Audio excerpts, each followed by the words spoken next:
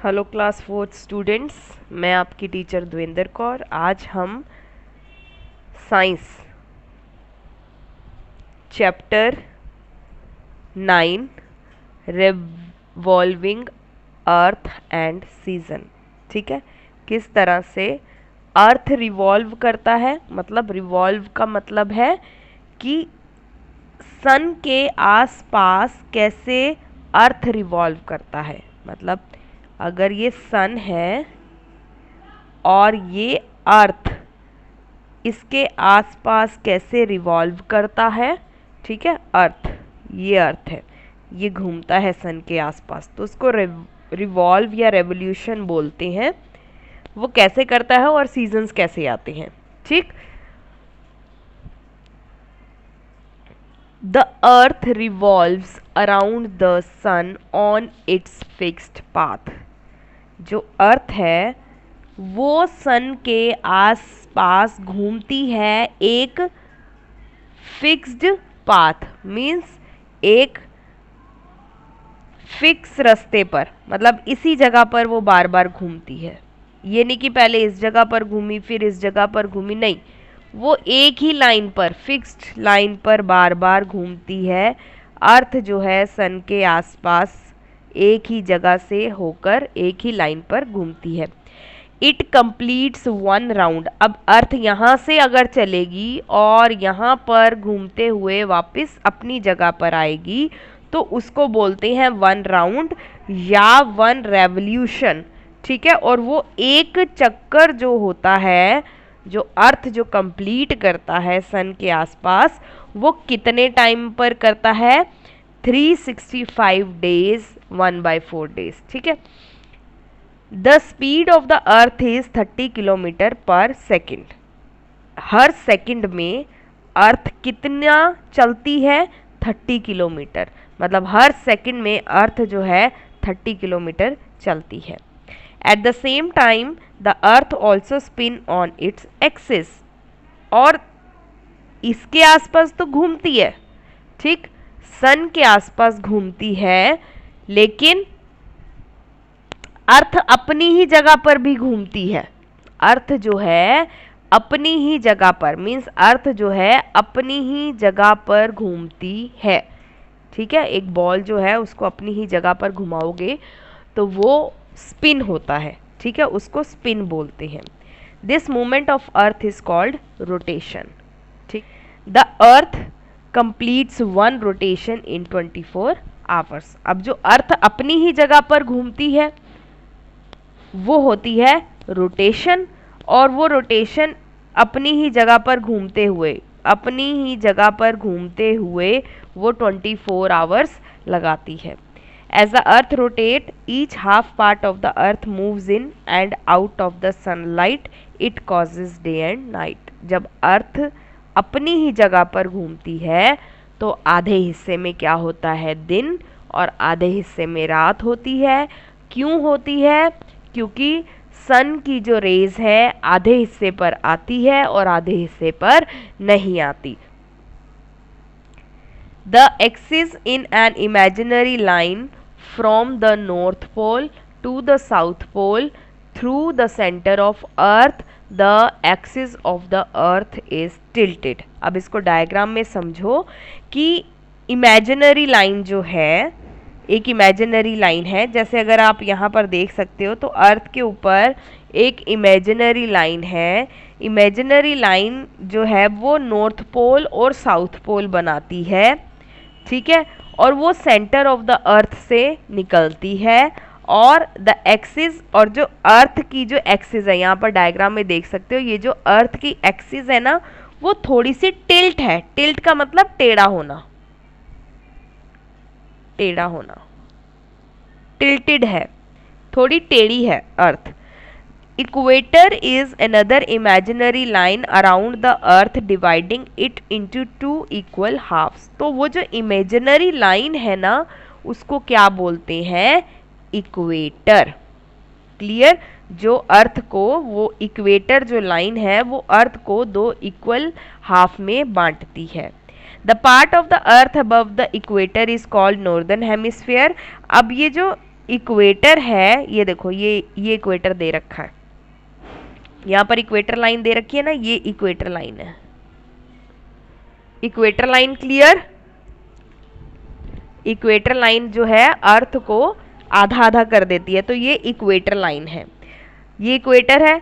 अब इक्वेटर यहाँ पर बोल रहा है इक्वेटर के ऊपर वाला, मतलब अबव का मतलब ऊपर, इक्वेटर के ऊपर वाला हिस्सा जो है वो नॉर्दर्न हेमिस्फीयर है।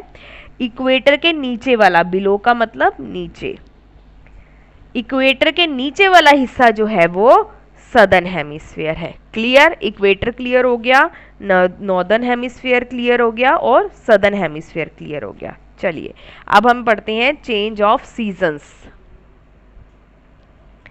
The earth spin on its axis, हमें पता है अर्थ जो है अपनी ही जगह पर घूमता है, एज वेल एज उसी के साथ वो सन के आसपास भी घूमता है, जैसा हमने डायग्राम में देखा। The axis of the earth remains tilted in the same direction when the earth moves around the sun. अब अगर अर्थ टेढ़ा है, अब टिल्टेड की अगर मैं आपको पिक्चर दिखाऊं, अर्थ टिल्टेड है तो वो जब सन के आसपास घूमता है ना, तो वो टेढ़ा होके ही घूमता है, ये नहीं कि सीधी हो जाती है अर्थ, नहीं। अगर वो एक साइड टेढ़ी है तो वो टेढ़ी ही अर्थ सन के आसपास घूमती है। क्लियर?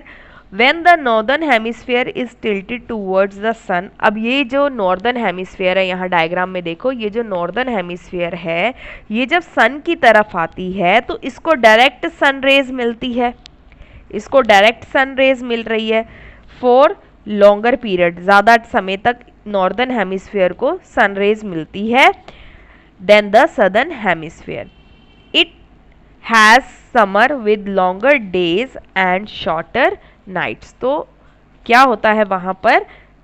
समर मतलब गर्मियाँ, समर होती है उस दौरान दिन जो है वो लंबे हो जाते हैं और रात छोटी हो जाती है। इस सिचुएशन में जब नॉर्दर्न हेमिस्फीयर पे समर होती है तो इस सिचुएशन में सदर्न हेमिस्फीयर जो है सन से दूर रहता है, सदर्न हेमिस्फीयर सन से दूर रहता है, और जब सन से दूर रहता है उसको सन की रेज जो है कम मिलती हैं, तो फिर रिजल्ट में क्या होता है, वहाँ पर विंटर आ जाता है। तो अब आपको क्लियर हो गया होगा, जब सन की रेज डायरेक्टली नॉर्दर्न हेमिस्फीयर पे आती है तो वो गर्मियाँ हो जाती है, और जहाँ पर सन की रेज नहीं जाती वहाँ पर सर्दियाँ हो जाती हैं। ठीक है, नेक्स्ट पेज की तरफ चलते हैं। अब देखो यहाँ पर एक डायग्राम दे रखा है तुम लोगों को। द सिचुएशन बिकम रिवर्स, फिर जब घूमता है अर्थ और रोटेशन होती है, रेवोल्यूशन होता है, तो क्या होता है कि हेमिस्फीयर अपनी अपनी पोजीशंस चेंज कर लेती हैं, तो वो दूसरी साइड गर्मियाँ आ जाती हैं और पहली वाली साइड सर्दियाँ आ जाती हैं। ठीक है, ये पूरा सीजन दे रखा है आपको किस तरह से चलता है, ये हम बड़ी क्लासेस में जाके भी आगे रीड करेंगे। The situation describe above occur with the difference of 6 months. तो हर सीजन के लिए 6 महीने आते हैं। ठीक है, in between these two situation, सर्दियाँ और गर्मियाँ, इन दो सिचुएशन के बीच में 2 सिचुएशंस और हैं। उसमें क्या होता है कि नो pole is nearer to the sun, उस समय नॉर्थ पोल, नो पोल का मतलब ये नॉर्थ पोल और साउथ पोल है, उस समय कोई भी पोल जो होता है ना सन के पास नहीं होता, उस समय मौसम ठीक होता है, मॉडरेट होता है, ना सर्दियाँ होती हैं ना गर्मियाँ होती हैं, everywhere on the earth. Days और नाइट्स इक्वल हो जाते हैं, मतलब जितने लंबे दिन होंगे उतनी ही लंबी रातें होंगी। These are the starting point of the spring and autumn. तो ये स्प्रिंग और ऑक्टम का शुरू होने का, मौसम शुरू होने का स्टार्टिंग पॉइंट होता है नॉर्दर्न हेमिस्फीयर में, और इसका उल्टा हो जाता है सदर्न हेमिस्फीयर में। ठीक है, इसके बाद you can see from the picture that March 21 to September 23 north pole has sunshine all the time. यहाँ पर देखो मार्च 21 टू सितंबर 23, मार्च 21 सितंबर 23 पे जो है has sunshine all the time, उस समय सूरज चमकता है सारा time, and there is day 6 month long with no nights, तो वहां पर क्या हो जाता है, वहां पर 6 महीने के दिन हो जाते हैं, और इसी तरह से 6 महीने की रात हो जाती है साउथ पोल पर, 6 महीने की रात हो जाती है साउथ पोल पर। तो नॉर्थ पोल और साउथ पोल में 6-6 महीने के दिन और 6-6 महीने की रात भी होती है। Places on the equator are hot all the year, अब जो इक्वेटर थी, जो इमेजिनरी लाइन थी, वहां पर जितने भी प्लेसेस है ना, वो सारा साल गर्म रहते हैं, मतलब गर्मियां रहती हैं। डेज और नाइट्स जो होते हैं वो 12 घंटे की होती है, मतलब 12 घंटे का दिन और 12 घंटे की रात। There is no change of season, वहां पर सीजन कोई चेंज नहीं होता, बिकॉज वहां पर सेम अमाउंट ऑफ सनलाइट आती रहती है पूरे साल। सन की जो सनलाइट है वो एक ही तरह से आती रहती है पूरे साल, वहां पर कोई मौसम नहीं बदलता, वहां पर सारा साल गर्मियां ही रहती है। कहां पर? इक्वेटर वाले प्लेसेस पर।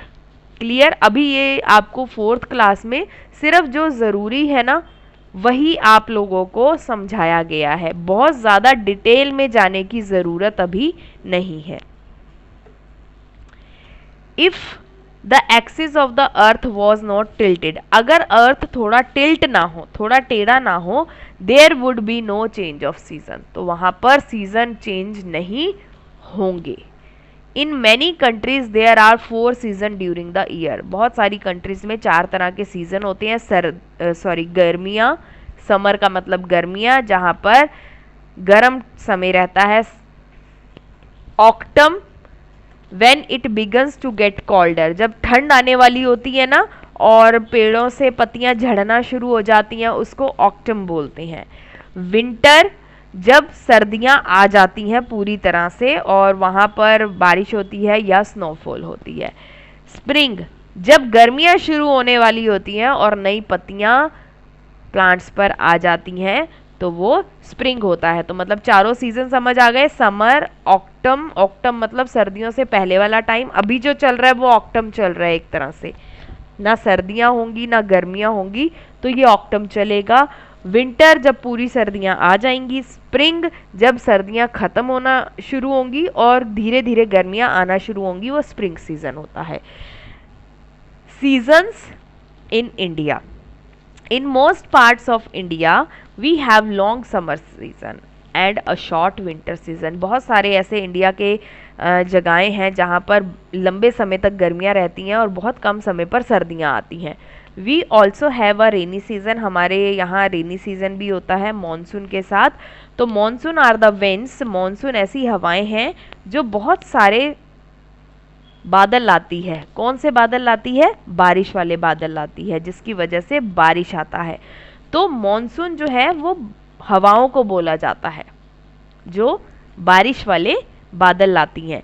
इट मे रेन 4 days, अब बारिश आपको पता है जब बारिश आती है रेनी सीजन में तो 2-2 दिन 3-3 दिन भी लगातार बारिश आती है, और नहीं आती तो 2-3 दिन नहीं भी आती।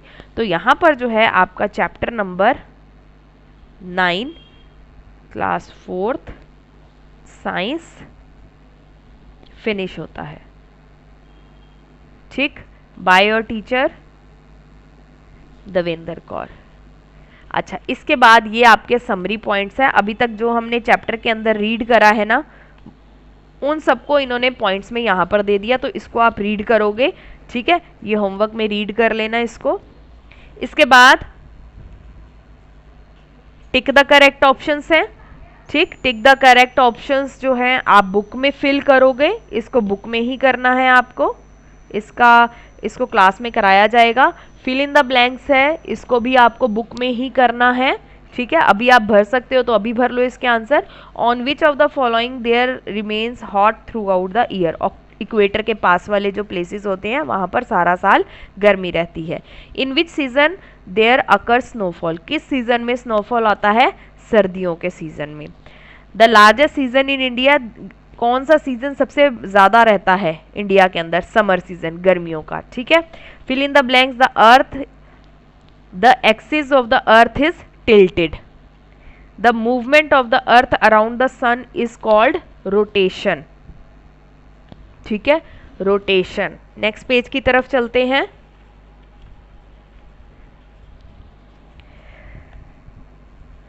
The equator divides the earth into two equal parts. Half of the earth below the equator is called southern hemisphere. If there is winter in the northern hemisphere, there will be summer in the southern hemisphere. Clear. अच्छा, give reason जो है ये आप notebook में करेंगे questions. इसके बाद look at the picture and complete the sentences statements. The north pole is tilted away from the sun. The northern hemisphere has summer while the southern hemisphere has winter. At this time, places near equator have equal days and equal nights, but places near the north pole have longer days and shorter nights. इसको book में ही fill कर लीजिएगा. And इसके बाद है answer the following question. ये हम notebook में करेंगे क्लास में. और यहाँ पर एक डायग्राम है, इसको आप कंप्लीट कर लीजिए. ये इक्वेटर लाइन है, ये नॉर्थ पोल है, ये साउथ पोल है, और यहाँ पर ये ट्रॉपिक ऑफ कैंसर है, ये ट्रॉपिक ऑफ कैप्रिकॉन है, और यहाँ पर रोटेशन एक्सिस टिल्टेड और ये टिल्टेड पार्ट है. ठीक है, तो ये आपका chapter number 9 class 4th finish हो गया. By your teacher Devendra Kaur. Lesson read कीजिए. अगर कहीं कोई डाउट हो then do message me on my WhatsApp number, तो मैं आपका डाउट क्लियर करने की पूरी कोशिश करूँगी. Till then take care.